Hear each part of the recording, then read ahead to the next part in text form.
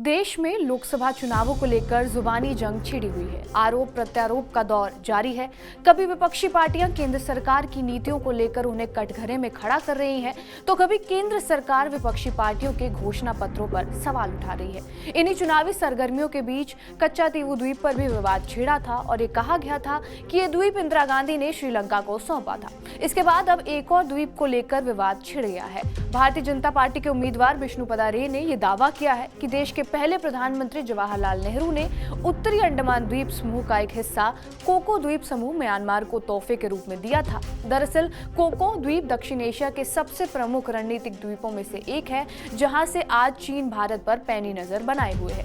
क्या है कोको द्वीप का पूरा विवाद, आपको बताएंगे इस वीडियो में। नमस्कार, मेरा नाम है रिया शर्मा और आप देख रहे हैं टीवी9 डिजिटल।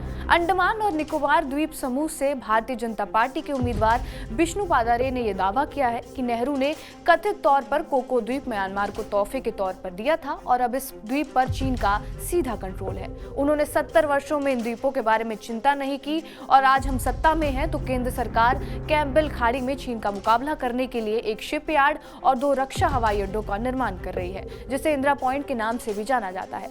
विष्णुपदा रे ने यह कहा कि किसी भी कांग्रेस नेता ने कभी भी इस द्वीप समूह का दौरा करने की जहमत नहीं उठाई, लेकिन मोदी जी ने यहाँ पर नियमित दौरे किए और मुझे उम्मीद है कि आप जल्द ही कांग्रेस मुक्त अंडमान निकोबार देखेंगे। इस बार उनके उम्मीदवार यहाँ अपनी जमानत खो देंगे। उन्होंने ये भी कहा कि मौजूदा सांसद कुलदीप राय शर्मा ने द्वीपों के विकास के लिए एक पैसा भी खर्च नहीं किया। ये हमने आपको भाजपा उम्मीदवार का बयान बताया। अब हम आपको कोको द्वीप का इतिहास भी बता देते हैं।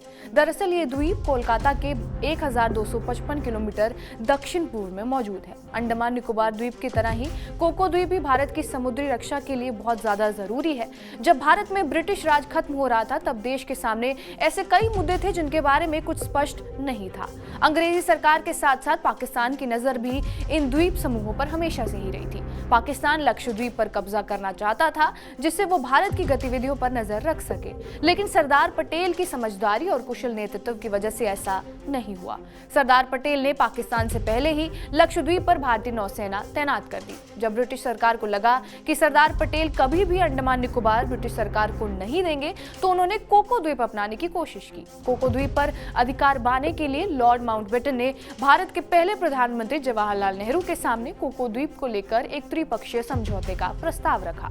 1950 में नेहरू ने कोको द्वीप समूह बर्मा यानी कि म्यांमार को तोहफे में दे दिया और म्यांमार का हिस्सा होने के बाद वहां के सैन्य कमांडर जनरल नेविन ने इसे पीनल कॉलोनी बना दिया। यहाँ कैदी और विद्रोहियों को रखा जाता था, लेकिन 70 के दशक में इसमें बदलाव हुआ। ये वो वक्त था जब चीनियों ने इस द्वीप में दिलचस्पी लेनी शुरू कर दी थी। चीन ने म्यांमार से इसे लीज पर लिया और इस पर अपनी सैन्य गतिविधियां बढ़ाने लग पड़ा।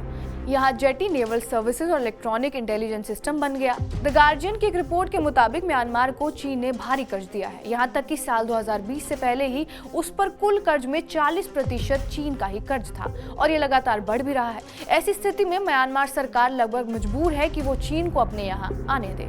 म्यांमार में चीन के बाकी दूसरे प्रोजेक्ट्स भी चल रहे हैं। अब चीन 1990 से ही कोको द्वीप पर लगातार अपनी सैन्य गतिविधियां बढ़ा रहा है, जिससे वो भारत पर नजर रख सके। चीन ने कोको द्वीप पर एक मॉनिटरिंग स्टेशन और रडार भी लगाया है, जिससे वो भारतीय नौसैनिक गतिविधियों पर निगरानी रखता है। और इसके अलावा चीन ने कोको द्वीप पर बनी एयर स्ट्रिप को भी बढ़ा दिया है। कोको द्वीप के अलावा चीन ने श्रीलंका, पाकिस्तान, म्यांमार और बांग्लादेश में भी कई बंदरगाह यानी पोर्ट बना लिए हैं और इससे पहले कच्चा द्वीपों को लेकर भी विवाद छिड़ा हुआ था, जिसके बाद ग्वादर पोर्ट को भी लेकर कुछ बातें सामने आई थी। बहरहाल कोको द्वीप के इतिहास और इस पूरी वीडियो पर आपका क्या कुछ कहना है, हमें कमेंट बॉक्स में जरूर बताएं। बाकी देश और दुनिया की तमाम बड़ी खबरों के लिए बने रहिए हमारे साथ टीवी9 डिजिटल पर।